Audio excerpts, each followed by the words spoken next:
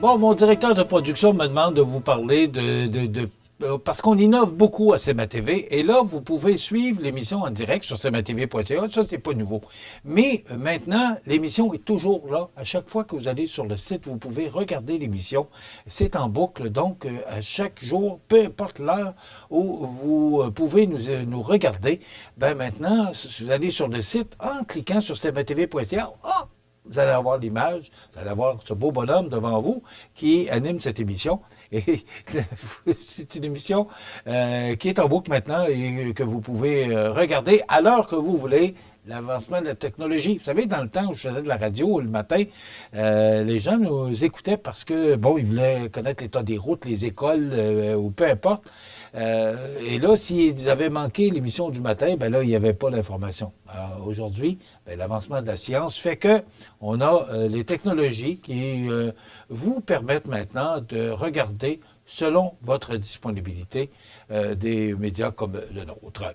Et on est unique en notre genre parce qu'on est, vous savez, les seuls en région à faire ce qu'on fait, une émission au quotidien diffusée sur un site Internet. Moi, je connais pas personne qui fait exactement la même chose que nous tous les matins, être en direct. Et on va avoir des annonces à vous faire la semaine prochaine parce que CMA TV continue à prendre de l'expansion. On vous garde la surprise pour la semaine prochaine. Bon, est-ce que vous êtes content, monsieur le directeur de la production? Bon, voilà. Alors, maintenant, dans l'actualité, ça, là, j'en reviens pas. Hier, là, j'écoutais la télévision, les Radio-Canada et TVA. J'en reviens pas. Comment ça que le gouvernement Trudeau a attendu à la dernière minute? Oui, je comprends. M. Trudeau a dit hier qu'il voulait attendre, il voulait que ça se négocie à la table de négociation. Je suis d'accord avec ça. Mais toutes les indications allaient vers une grève ou un lock-out. Et là, ben, les deux entreprises ont décidé de procéder au lock-out dans la nuit de mercredi à jeudi, à minuit 1 minute. Et là, ça a paralysé tout le Canada. C'est pas, là... Et j'écoutais là, des intervenants, puis même, on reste surpris de dire, ben voyons donc, ça fonctionne avec les trains.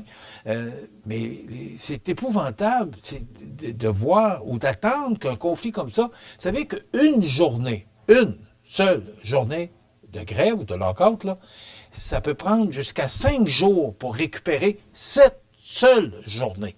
Alors là, hier, il y a le ministre du Travail, là, M. McKinnon, au fédéral, qui a donné un arbitrage exécutoire. Ça veut dire que là, il fallait qu'il y ait une négociation et qu'il fallait que ça se règle.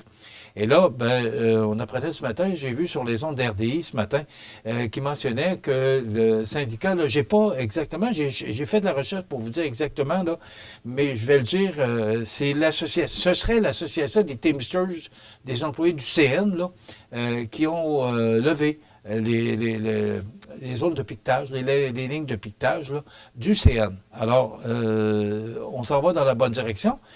Mais c'est une journée, ça veut dire que c'est 4-5 jours avant que tout rentre dans l'ordre. Et même à Montréal, là, pour les gens qui utilisent le train, là, le matin, il y a plusieurs lignes qui ne fonctionnent pas.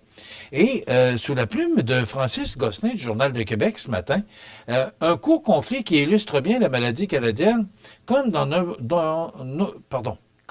de nombreuses autres industries, aucune concurrence jusqu'à une collusion évidente contre les deux seuls acteurs autorisés à opérer. C'est pas compliqué. Il y a 2 lignes de train, il y a le CN puis il y a le CP.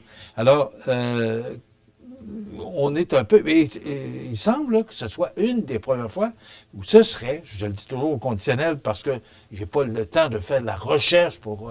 mais ce serait ce serait la première fois qu'il y ait lock-out ou grève, là, peu importe, avec ces deux compagnies-là en même temps. Et c'est pour ça que le conflit prend encore plus d'ampleur. J'ai tellement de choses à vous parler, malheureusement, j'ai pas beaucoup de temps, mais je vous dis qu'à partir du 3 septembre, on va avoir 15 minutes d'émission de plus qu'Ogeco a accepté. Donc, on va terminer à 9h15 au lieu de 9h, donc ça va nous donner plus de temps pour vous parler. Mais votre douche, c'est matin ou soir, Hydro-Québec va vous poser la question parce que on veut voir au niveau de notre ressource qui est l'électricité, bien, à quel moment elle est le plus utilisée pour se faire une tête là, par rapport à l'énergie qu'on prend, soit le matin ou le soir. On reçoit Bernard Généreux lundi. Il sera avec nous jusqu'à la fin de l'émission. Et Clément Asselin, président du conseil d'administration de la bibliothèque, sera également avec nous. On est au Festival du Bûcher, mais ce soir, on sera dans la parade. Je vous souhaite de passer une excellente fin de semaine. À lundi, bon week-end.